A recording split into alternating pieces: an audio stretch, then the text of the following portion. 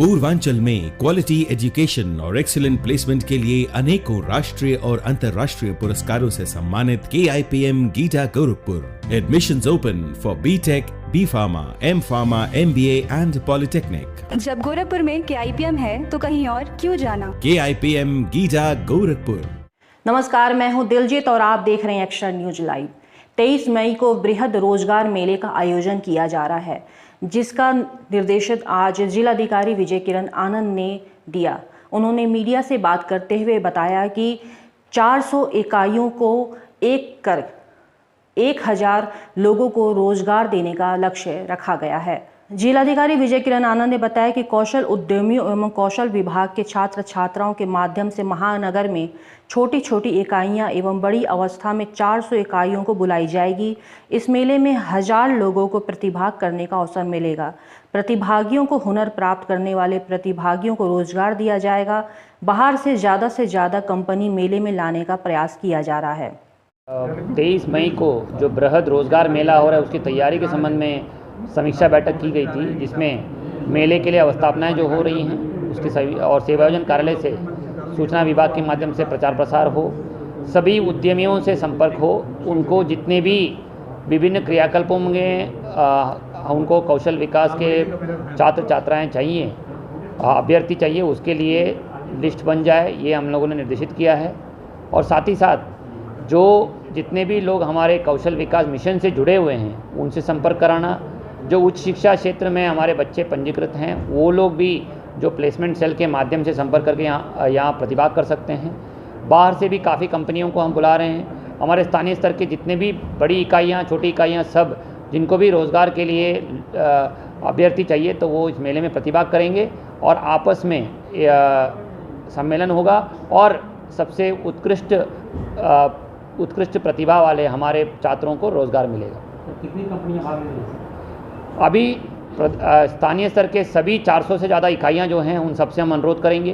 बाहर से भी ज़्यादा कंपनियों को प्रतिभाग करने के लिए हम लोग प्रयासरत हैं और उसमें निश्चित रूप से सफलता मिलेगी। तो कितने को रोजगार देने का हम इस बार कम से कम 1000 से ज़्यादा लोगों को रोज़गार देने के लिए टारगेट कर रहे हैं और अगर सभी प्रयास सफल रहें तो निश्चित रूप से एक बड़ी उपलब्धि होगी। कुछ अपील करना चाहें छात्रों से? मैं सभी मीडिया के साथियों के माध्यम से इस रोज़गार मेले को नियमित रूप से सफल बनाने के लिए अनुरोध करूंगा।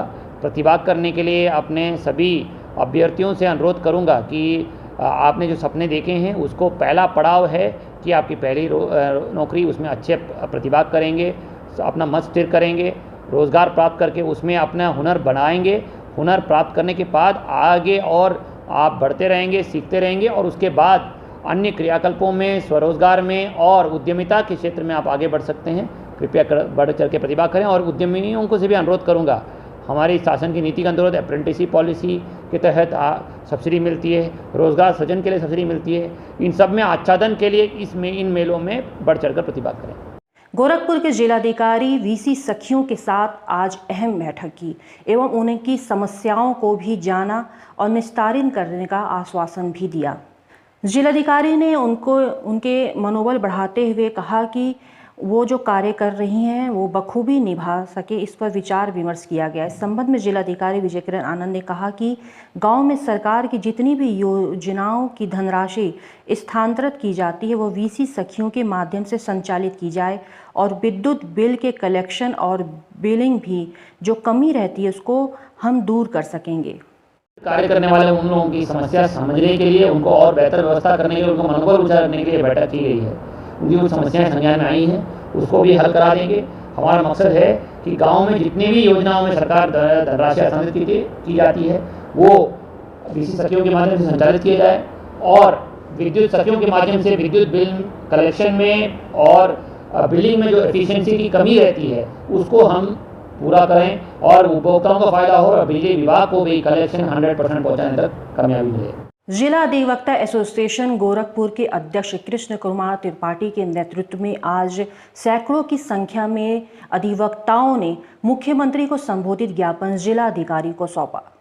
अधिवक्ताओं ने आरोप लगाते हुए कहा है कि उत्तर प्रदेश शासन के विशेष सचिव द्वारा अपने पत्र में अधिवक्ताओं के लिए अनुसूचित शब्दों का प्रयोग किया गया है, जिसका हम लोग विरोध करते हैं। उन्होंने कहा कि प्रदेश सरकार अधिवक्ताओं के हित में कोई काम नहीं कर रही है, जबकि उनके अधिकारी अधिवक्ताओं पर अनुचित टिप्पणियां कर रहे हैं। Bar council of Uttar Pradesh के निर्णय के क्रम में आज हम लोगों ने विरोध दिवस मनाया है।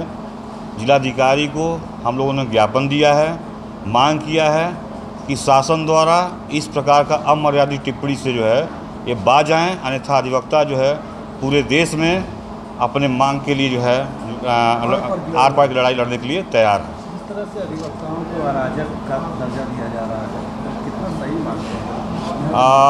आपको अवगत करा दें, आए दिन जो है न्यायालयों में जब भी किसी हक की लड़ाई के लिए अधिवक्ता अपनी आवाज़ उठाते हैं, न्यायालय में उनको जो है मोबाइल से फ़ोटो खींचने के माध्यम से तमाम तरह से जो है उनको धमकाने की कोशिश किया जाता है। लेकिन अधिवक्ता चूँकि आज़ादी में भी अपनी सहयोग अपना दिए हैं और वो निश्चित रूप से न्याय की लड़ाई जो है अपनी आवाज़ के माध्यम से उठाते रहते हैं, और इसी डर से जो है शासन तरह तरह से जो है ये मर्यादित टिप्पणी के द्वारा जो है डिस्टर्ब कर रही है।